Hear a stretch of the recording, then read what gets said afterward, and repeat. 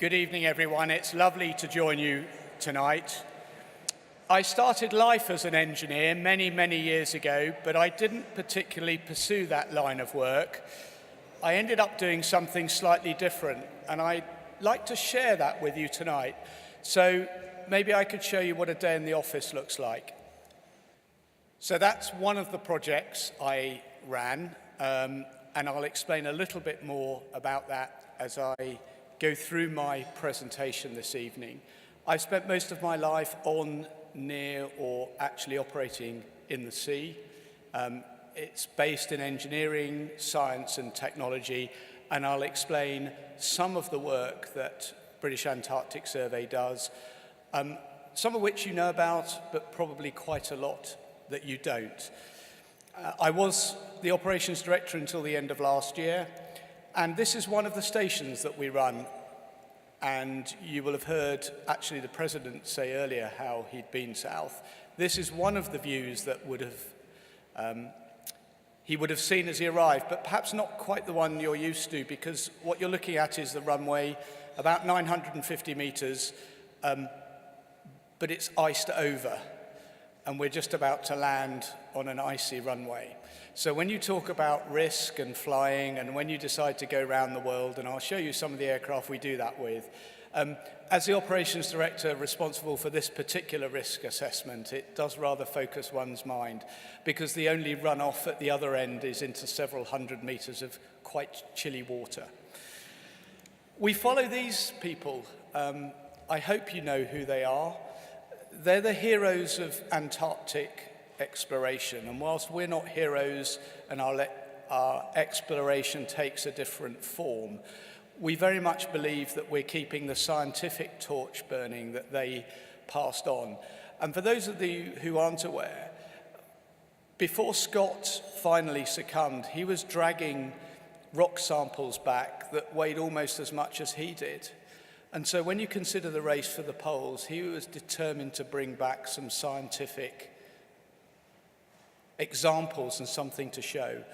And we continue, as I say, to keep that mantle going. With ships, and I'll talk to you a little bit about some of our modern ships, but you can see the heritage and the pedigree, and I'll talk a little bit about the IMarEST Sir David Attenborough, or as perhaps some of you might know, Boating at Boatface. I was in a basement when that particular scheme was hatched, and it would be fair to say as an operator I had probably a subtly different view from some of the marketing people. But it got NERC, the parent body, on the map, and it started to get people talking about our environment. And I'll go through that and explain why I'd like you to be a little bit more interested in our environment when you leave tonight. So let me take you on a journey from EC2, from the centre of London to the centre of what was my world. And that might seem an incredibly long way away, but actually, as your president said, and you will understand from a marine environment, we live in a connected world. And if I could just pull one example out, it would be this. It would be plastics in the ocean. And the only reason I pick that is that people start to understand that now. But we're starting to understand that what we do in our world has an effect. In the past, we went to Antarctica to study it because it was a very interesting place and there were lots of other reasons.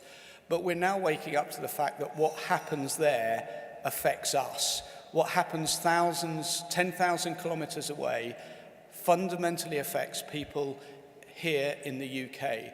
And another reason why you should be interested in this is because if it goes wrong down there, it will equally go wrong up here. And we're starting to see that, and we could demonstrate the evidence if you're interested. I won't do that tonight, but it's there. A little bit about me. I started as an engineer. I spent 25 years in the Navy. I then went and ran an ambulance service, and then I did some work in the private sector, working for Saga in a cruise line. And then I joined British Antarctic Survey. That's me on top of one of the modules when she's just about to move.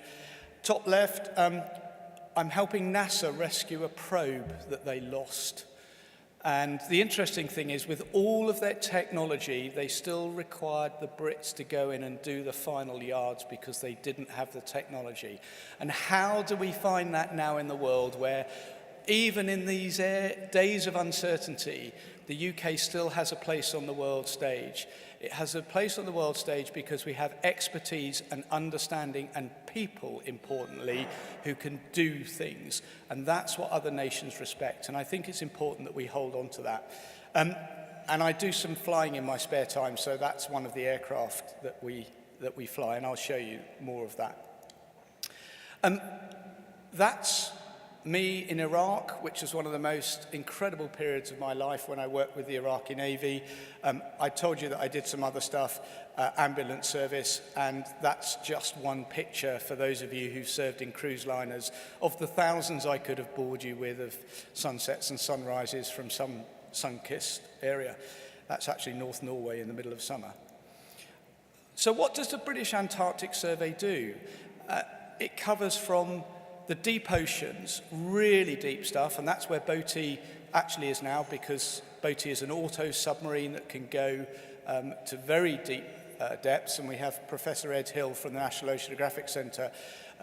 He represents one of the UK's leading edges of scientific auto-sub research. So if you want to know more, I'll direct you in Ed's way. But we go from the deep oceans to the deep space, really deep space. And that's a meteorological balloon launch from Halley. And the reason we're at Halley, I will come on to in a minute. One of the things we do is we have our own fleet of ships, we have our own fleet of aircraft. So I run an airline and a shipping line, and we go from the north to the south, and I won't bore you with all of this, but those are just some of the routes we take. So we are also a travel agent, because we have to take people all the way down to the frozen continent, and it is a truly amazing place. And so we're reliant on the sea, and we're reliant on maritime engineering, science and technology to deliver that kind of research and capability. We have 6 research stations dotted around Antarctica, but we also operate a station in the high north, not far from the North Pole. So we have a truly global reach. And this is all, I stress, taxpayer funded. This is all UK science delivering, and I'll pick up on that in a little bit.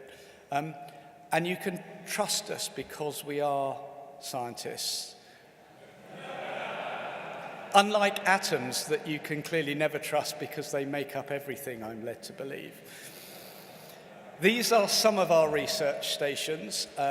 King Edward Point does fishery research. It predominantly looks at what's happening in the Southern Ocean. And if I invited you to consider krill for a minute, you might wonder why. They're tiny, microscopic little creatures that seem rather insignificant, but they lie at the bottom of most of the significant food webs in our world.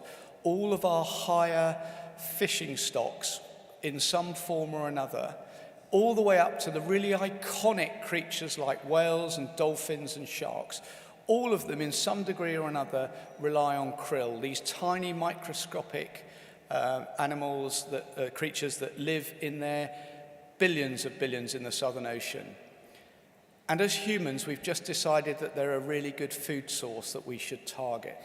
So we're just about to take a significant amount of food out of a food web.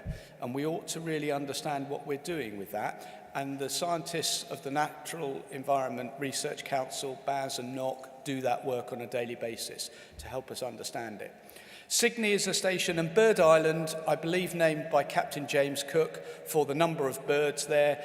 There are at least 85,000 breeding macaroni penguins in one colony, known unsurprisingly as Big Mac. And if you've seen Sir David Attenborough sit and talk to the albatross, that's where he does it, and we filmed that section. And if you saw the final programme in Blue Planet 2, where he talked about the science, one of our scientists was there showing what albatross are bringing up. They're creatures that are fundamentally almost unchanged from the dinosaurs. They go back that far. And Antarctica itself has fossils that show that it wasn't always the frozen continent. It was at one stage subtropical. And things like the monkey puzzle trees and certain ferns that you can still find around in our world existed in some closely related form in Antarctica millions of years ago. The operational teams that I used to run, ships and aircraft, a whole range of things because we had to provide life support. And I'm not into Harry Potter, but MAGIC is Mapping and Geospatial Information Centre. And we heard about that earlier. Really important. How do we map our world using all kinds of things? And deployment support. So those are the kind of operational teams. We also rely on our fantastic colleagues in the Royal Navy and the Royal Air Force. That's HMS Protector that provides us with supplies. And we've managed to get the RAF to do fuel drops, which clearly we have to be very careful because it's a pristine environment. We run our own aircraft. That's one of them landing on an ice runway in the middle of nowhere, which rather focuses the mind because not only is there no overrun from that, but there's a socking great mountain at the end of it, so there is no overshoot. We operate in an area, and I'll explain why we do that in a minute. This is a snapshot I took of the Antarctic continent. It's very difficult to get a scale in Antarctica when you can see a mountain 90 miles away and yet it looks 4 miles away and you can be walking for 2 days before you get close to it. It's quite difficult to get to an understanding of distance. So what I've done is I've taken a map of Antarctica and I've circled 4 areas. Those are 4 areas that we were conducting research that we deployed our teams to in light aircraft flying at about 120 miles an hour. If I take that same picture and project it to scale on Europe, it looks like this. So we were operating effectively a station in Dubai, which we supported with a light aircraft that took about 25 flying hours to get there. So that's the kind of reach that the UK has in a continent that only a few hundreds of people visit every year to deliver the science that I'll explain in a minute. There's no club class, you carry your own bags and you have to get out and refuel the aircraft yourself. So it is quite interesting, particularly when you take off and they say, we don't know whether we're going to make it. So pack a sleeping bag and a shovel. This is rather a research station in the summer. It's a few acres of land packed full of scientific kit. And when I tried to talk to my regulator about operating ships and aircraft, I like to show them this picture because when they talk to me about clearances to operate aircraft, very few of them have to deal with icebergs on the approach. So again, it's quite an interesting dynamic when you try to get someone to sign off on these kind of operations. And I might come back to risk in a minute because that's something we deliver in the maritime field, and I know all of you are aware of that. It is the keystone to UK Antarctic operations, but more than this, that's a picture of aircraft that belong to, in the round, and they're not all in there, 11 different nations. The US, China, Russia, Japan, Germany, and to name India and half a dozen others could not operate in Antarctica without those 900 meters of runway operated by the UK, by British Antarctic Survey, because the aircraft that you see there can't make it onto the continent by any other way. And they deliver the world-class science. So that tiny little airfield that I'm showing you here leverages grand strategic UK influence on the world stage. And actually, in terms of bang for your buck, it's highly productive. So that's where the UK starts to deliver. And of course, we do marine science there. We do marine science there 365 days a year. We put divers down through the ice every day of the year, unless it really is blowing a hoolie. We have some very big chainsaws to cut the holes in the ice, but that's what we do. You've seen Halley. That's the station as is now. We had 4 previous generations, but they buried themselves in the ice because of the ice accumulation. And some of my colleagues have what I think people call the 17-yard stare, because when you have to climb down 58 feet of ladder to live underground in a corrugated iron tube that is collapsing around you, when you might be woken up by the ping of a rivet popping and smacking into the bulkhead where your bunk is, and you realize that if you need to get out, then you'll be number 28 in a queue trying to climb 58 feet of ladder, then it does start to make you slightly different. And although I'm in my best bib and tucker tonight, when I went to Baz, and I have my previous flatmate here who will recognize this, I was told, well, you're going to end up in Cambridge with a bunch of weird guys with beards and check shirts. Well, I don't have a check shirt on, but I've grown a beard because it keeps me slightly warmer down there. But these guys really earn their spurs. They're cut off for 8 months of the year. It's dark for 4 months. And in the 8 months, you cannot get in or out. And mostly, it's young people doing that. Very high proportion of women as well. So again, in our ships, we have that, and NOC operates a ship where a master is a lady. So we're doing our best to try to encourage women into science, technology, and the marine environment. That's why we're there. Those are the southern lights. The reason we're in Halley, which is on a floating ice shelf, is because it has a window on space. It's where deep space meets the Earth. There's a particular effect, which if you imagine back to your O-level science and a bar magnet where all those streams come in around the poles, this is what happens at Halley, and that's the reason you get the southern lights, is all of these charged particles come in and hit the Earth's surface, and we just swallow them up, we gobble them up. And the reason that's important to you is because you might have heard of something called the ozone hole. That's where it was discovered, and the instrument that discovered it is still there, working today. We monitor the ozone hole. And if you were to talk to David Attenborough, he will tell you that there are people alive today because we woke up to what we were doing. We woke up to the ozone hole, and all of you will be aware of the Montreal Protocol and the impact thereof. So that's why we're there, and that's why it's still important. What I had to do was take that station and move it, as you saw in the very brief clip, across an ice shelf that not only was floating, but was cracking up. And we found this one morning. It wasn't exactly good news. So, without being political, there's talk of orderly and disorderly exits at the moment. There was no way we could afford a disorderly exit from this, because losing someone down that particular crack would not have been a good result. And so therefore, not to put too fine a point on it, we were here. So I have a very large lockup full of paddles. And interestingly, I was invited to Brussels to talk to the British embassy there about leadership in difficult times recently. I think the analogy wasn't lost on them, and I certainly think they could have done with a few paddles. But anyway, there we go.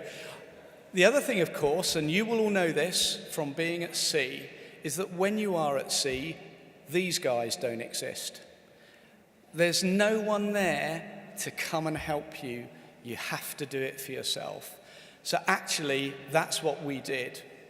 We had to formulate a plan. You saw Adam, my project manager there, talk about what he did. He's in his 20s. He moved this ice station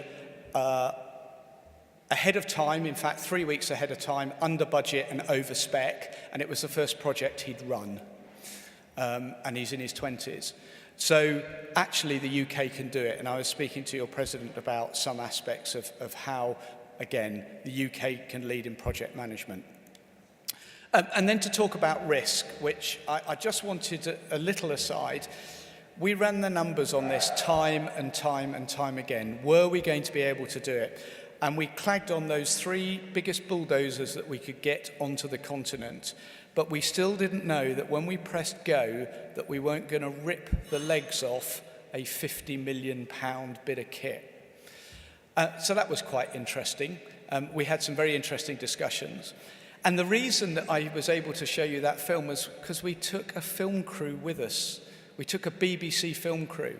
And I know that Professor Ed will know full well that the chief executive of NERC, Professor Duncan Wingham, amazing guy. You could imagine some of the discussions we had about, so you're going to move this, you're going to do it on time, and you want to take a film crew with you that are going to have editorial control. So that was quite an interesting one, but there's a very good Horizon program that came out of it. So when you look at risk in the maritime environment, and they're on a floating ice shelf, so if they go wrong, they're just going into the Ogden. So let me talk about Sir David Attenborough, and we've got some of our colleagues from Rolls-Royce and from Camel Laird who are building the ship. I'm going to canter through this quite quickly because I'm going to show you some pictures. But if you would like to know more about the ship, if you go to YouTube, there is a time-lapse film of the ship being built, all the way through from when Sir David laid the keel. So if you would like to know more about it, then I recommend you just you search up on YouTube. It's really good. So here we are building it. It is an incredible beast. It will take UK science to new dimensions. It will take us places where we've not been able to go in a way that we've not been able to. It has a hole in the middle, which is really interesting when you go into schools to explain the concept of a moon pool. Sir, why are you building a ship with a hole in? Won't it sink? And the engineers assure me, as do the naval architects, that it won't. But the ship was too big to even fit into Camel Laird's huge hangars, as I call them. So we had to build the ship in two sections. I know you build a ship in blocks, but actually two completely different sections. And these are just some of the way. Now, to give you a sense, you might not be able to see the chap at the bottom, but that hasn't even got the bridge superstructure deck on it yet. That's still got a whole load of superstructure to go on the top. That is the bridge superstructure deck being built separately. And this is the ship on a beautiful July morning waiting to go into the Mersey. Absolutely cracking. Huge, thousands of people turned out. And Camels is an amazing place. It has a really familiar feel. So again, the president spoke about that kind of being part of a broader family. Now, it would be fair to say, and John is here from Camels, and if you'll excuse my slightly earthy language, she went down that slipway like shit through a goose. Just incredible. And the reason for that was, quite rightly, our friends in Camels didn't want this to go wrong. There'd be nothing worse than pressing the button. So actually, we took the worst possible case and we got the best possible case. So I think round about now she's doing not far off 7 knots.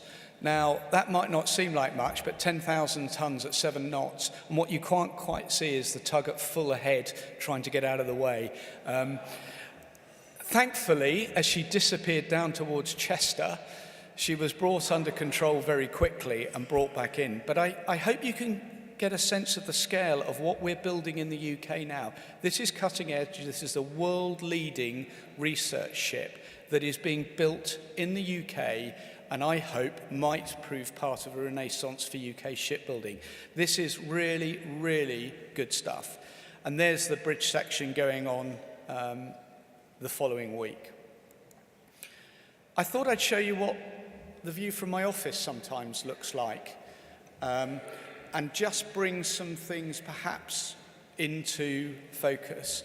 Because from time to time, you need to reflect.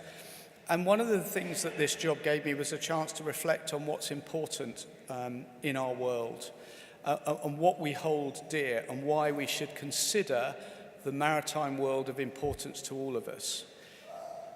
Because you get these magic moments. You have just these days when it all goes right, and you look out and everything is golden.